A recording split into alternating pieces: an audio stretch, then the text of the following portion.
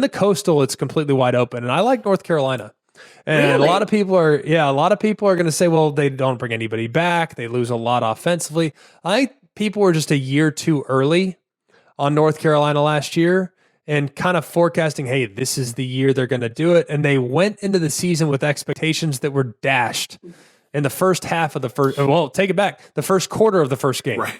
and they just never really recovered from that. And they were up and down throughout the course of the season. The game at Georgia Tech was inexcusable in some ways, but there were some positives at times that made you feel like, all right, hey, this team's got a little something going. The game at Pitt would be the best example. They lost that game in overtime, but part of the reason why they lost is because it was a complete monsoon when they took the field in overtime.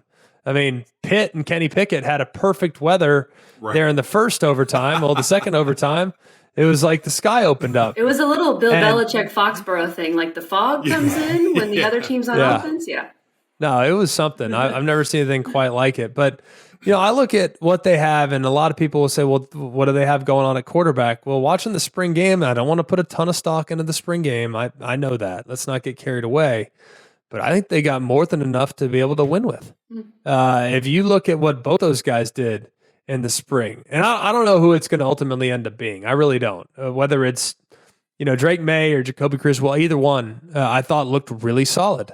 And Phil Longo's their offense. They're going to create opportunities down the field. So I think they're going to have plenty of weapons on the outside. And the offensive line might be the best thing for them to have a lot of turnover, because that group last year really underachieved. They didn't play anywhere near like what they were supposed to.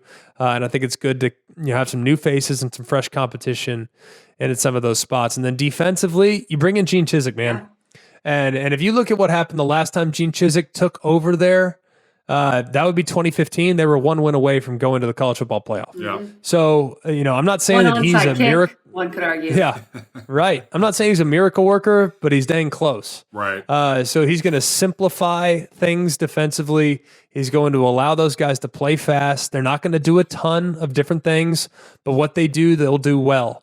And I think they'll just kill you with execution. So I'm a big believer of his addition, and he's part of the reason why I think North Carolina is going to surprise some folks this year, coming off of a down year last year.